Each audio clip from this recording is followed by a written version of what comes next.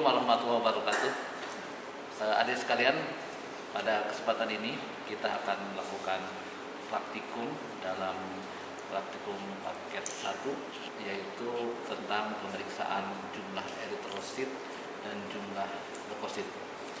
Sebelumnya mungkin saya akan berikan dulu pengantarnya, bahwa pemeriksaan eritrosit dan pemeriksaan leukosit ini dalam praktek sehari-hari kita nanti sebagai dokter ini sangat paling sering diminta dan dilakukan, terutama untuk melihat kondisi pasien, misalkan apakah dalam keadaan anemi atau misalkan infeksi dan sebagainya.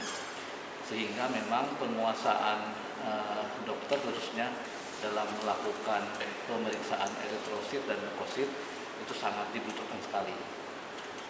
Pengetahuan inilah yang nanti akan mengantarkan adik-adik sekalian memahami kondisi pasien, memahami keadaan penyakit, sehingga dengan pemeriksaan ini nanti dapat disimpulkan beberapa hal kaitannya dengan pasien, yang tentunya nanti di diskusi nanti di akhir kita akan membahas hasil praktikum dan langsung kaitannya dengan kasus pasien kita.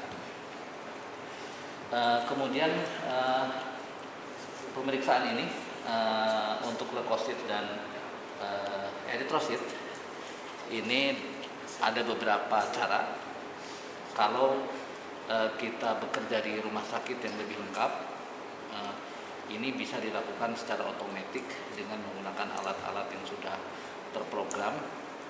Kita sebut sebagai alat robotik, alat otomatis. Kita hanya tinggal memasukkan sampel, kemudian alat itu membaca dan keluarlah hasil.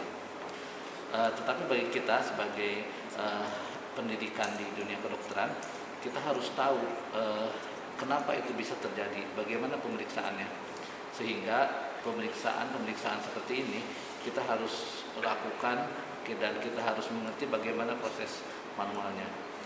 Makanya pemeriksaan eritrosit dan leukosit khususnya ini ada dua cara. Ada cara secara otomatis seperti tadi saya sebutkan, dan ada secara manual, yaitu kita langsung melakukan pemeriksaan dari pasien. Kita lakukan pemeriksaan sendiri dengan alat-alat yang hari ini akan kita praktekkan. Jadi pada hari ini kita akan praktikum bersama bagaimana menghitung jumlah sel eritrosit dan jumlah sel leukosit secara manual. Mungkin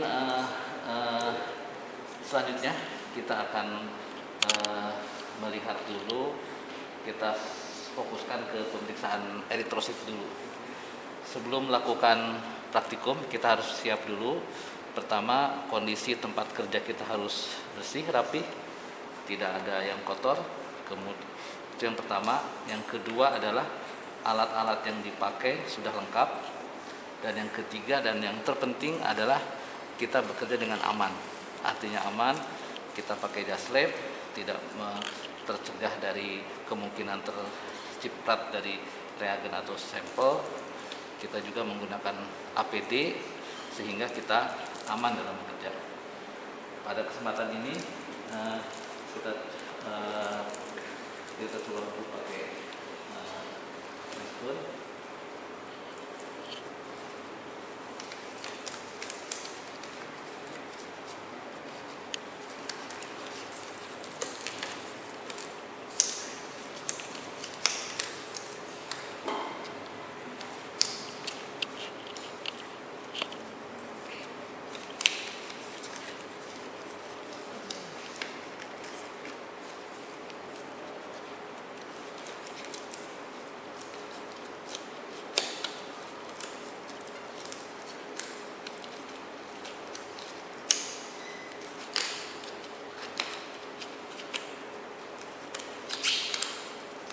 Ya, selanjutnya kita akan lihat dulu alat-alat apa saja yang diperlukan untuk pemeriksaan eritrosit ini.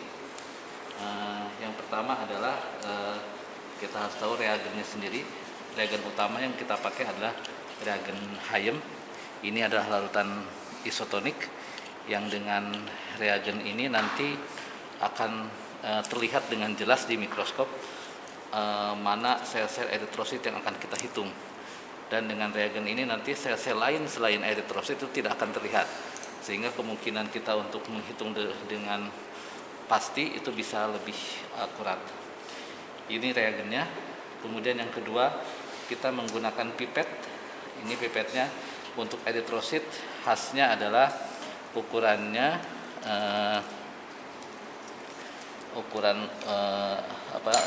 di dalamnya.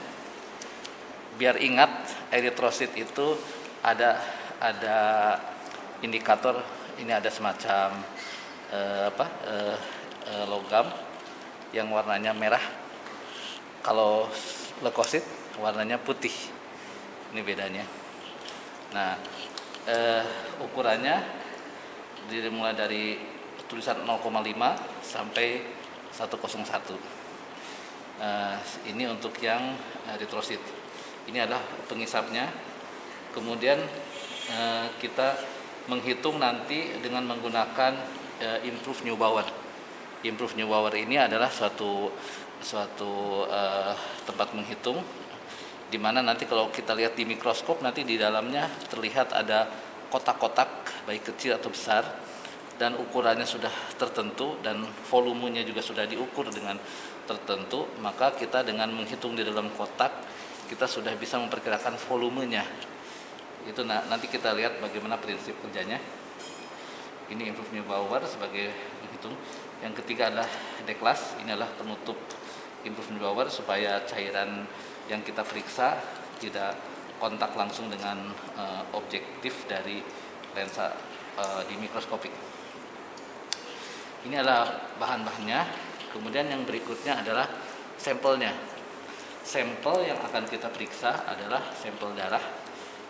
Darah itu bisa dua bentuk. Pertama, kita mengambil sampel darah langsung dari jari.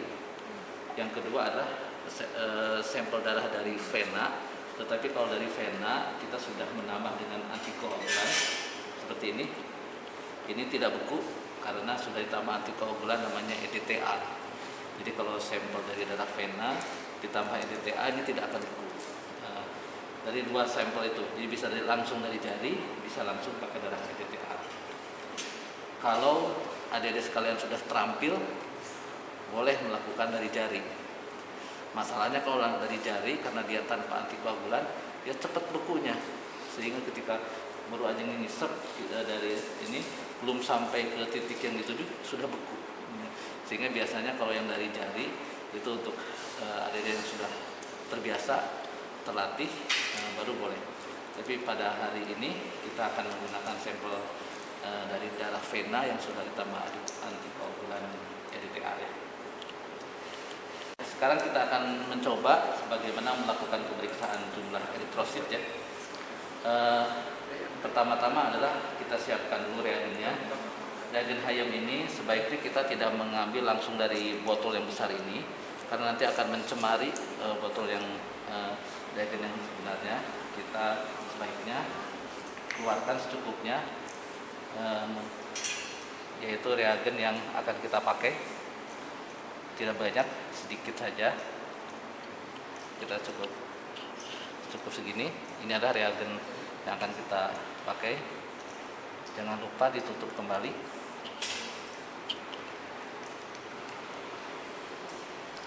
Nah, ini adalah reagen Hayem yang akan kita pakai. Pertama adalah kita isap dulu darah EDTA ini sampai angka kira-kira 0,5. Setelah angka 0,5 kita bersihkan bagian luar dengan tisu. Nah, kemudian kita masukkan reagennya. Ini saya perlu jelaskan dulu sebelum praktek, karena dalam praktek nanti tidak boleh lama-lama, harus cepat ya. Jadi ini ketika kita mengisap ini sampai 0,5 itu harus pas. Tidak boleh bergelembung, karena kalau bergelembung berarti bergelembung itu misalnya ada kolom-kolom udara ya, karena kalau ada kolom udara berarti volumenya nggak sesuai lagi. Kemudian juga tidak boleh ada di luarnya itu sisa-sisa darah, karena kalau di luarnya ada sisa darah berarti menambah volumenya, sehingga harus kita bersihkan dengan tisu bagian luar. tapi jangan sampai membersihkan dengan tisu di bagian bawah, karena dengan di bagian bawah nanti akan kesedot cairan yang ada di dalam ininya. Itu kemudian setelah pas 0,5 langsung kita masukkan ke reagennya, kita isap sampai angka 101. Ini berarti ada pengenceran. Nanti kita hitung berapa pengencerannya. Setelah 101 penuh, lalu kita homogenkan nanti dengan diputar. Setelah itu didiamkan sejenak agar terjadi larutan yang merata, baru kita masukkan ke sini. Oke, kita pertama kali masukkan dulu darah ya. Ya, sampai kira-kira 0,5.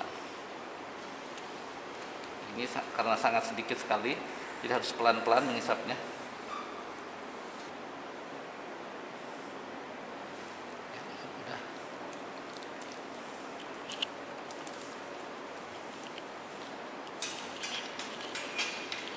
Dengan tisu kita bersihkan pinggir dinding luarnya, cukup sekali.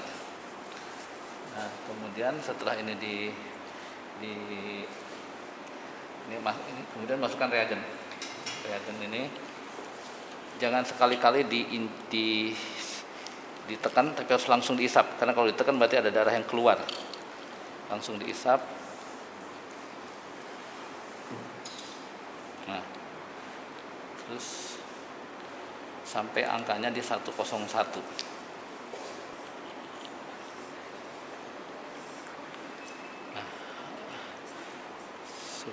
Sudah ya, sudah 101. Nah, ini adalah darah yang sudah ditambah reagen Hayem.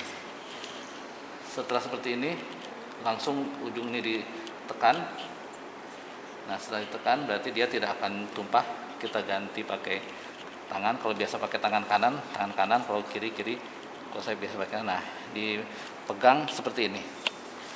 Ini kita lakukan pencampuran supaya cairan antara reagen dan darahnya itu tercampur dengan baik. Kita lakukan dengan merolling atau nah gini juga boleh.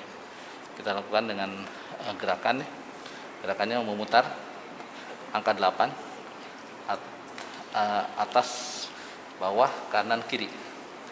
Ini minimal 8 sampai 10 kali putaran. Tujuannya adalah untuk larutan tercampur dengan baik. Reaksi yang terjadi antara larutan dengan eritrosit juga terjadi dengan baik. Nah, setelah ini selesai, kita lihat kira-kira sudah tercampur. Bagian ini tidak akan tercampur karena ini nanti akan kita buang. Jadi yang kita lihat yang bagian yang ini. Ya, sekali lagi. Ya. Nah, kalau sudah tercampur, sudah buka, kita simpan. Nah, lalu kita siapkan bilik hitung.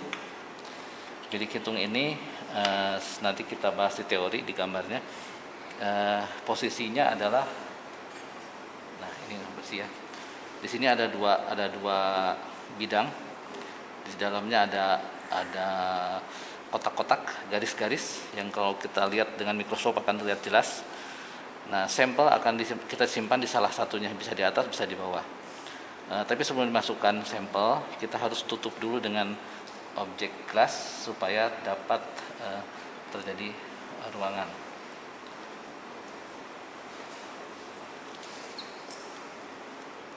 Ini objek glassnya, kita siapin dulu.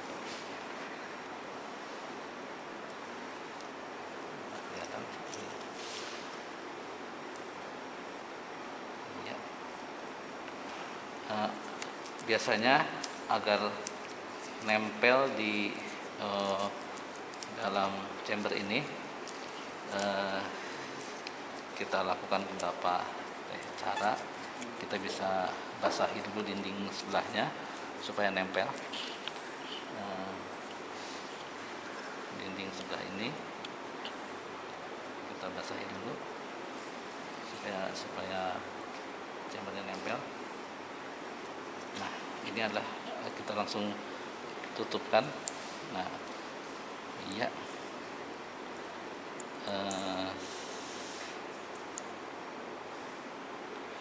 Nah, kita tekan pinggir-pinggirnya, jangan terlalu kuat nanti patah. Nah, setelah kita simpan begini, ini bisa dipakai kalau ini benar-benar nempel. Ketika kita balikan, dia tidak akan jatuh.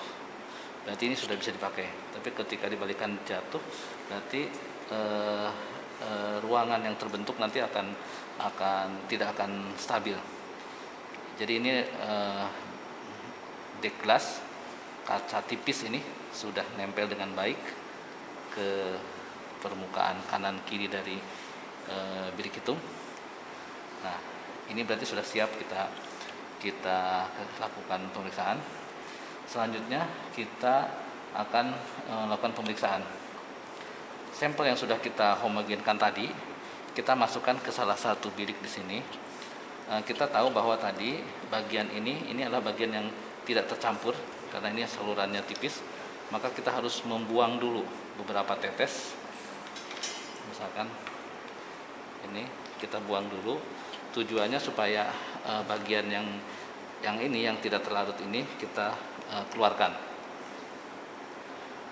Tadi kita sudah lihat ini sudah tercampur dengan baik. Kita tekan supaya keluar minimal 3 tetes. Ini agak susah kelihatan, kira-kira saja 3 tetes. 1. Nah, sudah keluar 5, 3. Nah, kalau sudah keluar, satu lagi ya.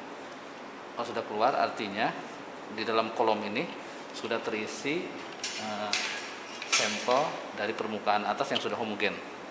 Sehingga kalau sudah begini tinggal masukkan ke sini. Mungkin dari atas biar kelihatan. Kita masukkan ke sedikit saja ke pinggir.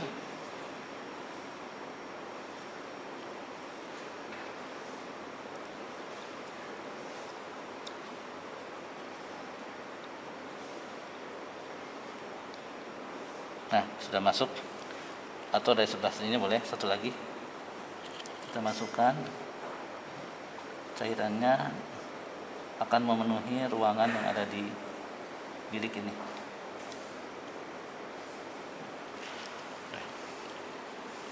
Ini kita simpan sini.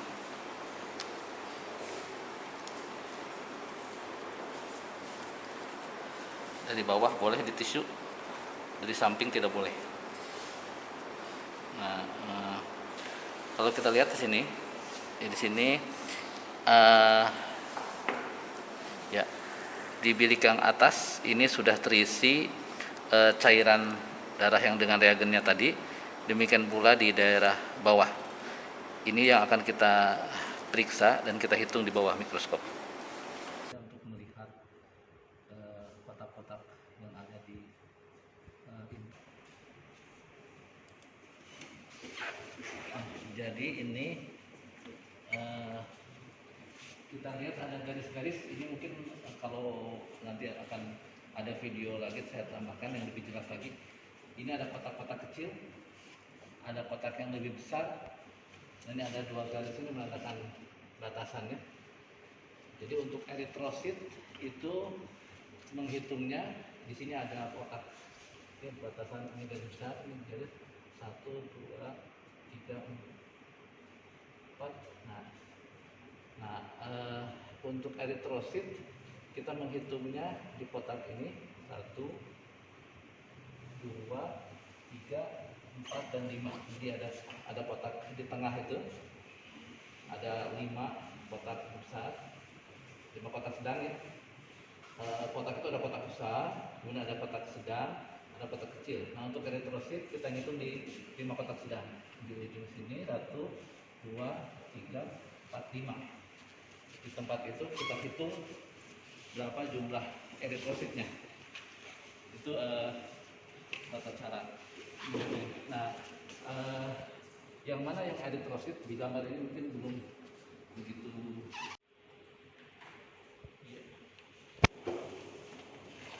Eritrosit itu bentuknya kayak ini, bulat, seperti di tengahnya seperti ada bolong kayak donat ya. Ini mungkin reagennya kualitasnya nanti harus kita perbaiki lagi karena ada beberapa yang masih kelihatan. Nah ini hitung tadi di kotak-kotak yang tadi saya bilang. Nah ini kotaknya ada 3. Oh ya.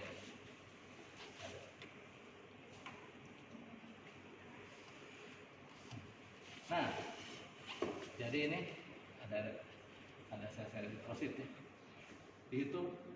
Dihitungnya pakai alat penghitung. Nah, kemudian berapa di kotak yang kalau ini sudah diperbesar, berapa di ujung sana ini, berapa yang di tengah, berapa yang di seluruhnya di total, berapa jumlah eritrosit yang ada. Dengan batasan, ada sekalian ini kan ada 3 garis ini. Ini sebetulnya batas ya. Jadi ngambilnya harus yang dari sini ke atas, jangan yang bawah. Ini ke atas, yang ini ke sini. Jadi yang ini masuk ke sini, ini masuk ke sini. Jadi garisnya dari ini yang tengah sebetulnya. Nah, terus nanti nyambung lagi. Ini dia, nah ini dia lagi ini. Nah, ini ke sini, dan garis ini ke bawah. Itu berarti ini masuknya ini dihitung nih. Yang ini dihitung jelas, ini dihitung. Ada yang tidak dihitung, yaitu yang ada di garis yang mengarah ke luar. Ini masih dihitung ya. Nah, ini masih dihitung. Yang lain misalkan yang terutama yang kita tuh membingungkan, dia posisinya di seperti ini misalkan. Dia dihitung atau tidak? Kita lihat ya, kalau dia lebih ke arah sini, berarti dia dihitung. Itu contoh cara menghitung jumlah eritrosit. Nanti eritrosit dalam 5 kotak sedang itu dihitung berapa totalnya. Nanti kita kalikan dengan rumus-rumus yang sudah kita buat, sudah kita susun sesuai dengan bidang yang kita hitung nanti. Saya kira untuk praktikum eritrosit cukup sekian dulu. Setelah praktikum jangan lupa seluruh bahan-bahannya kita bersihkan kembali. Kita kembali ke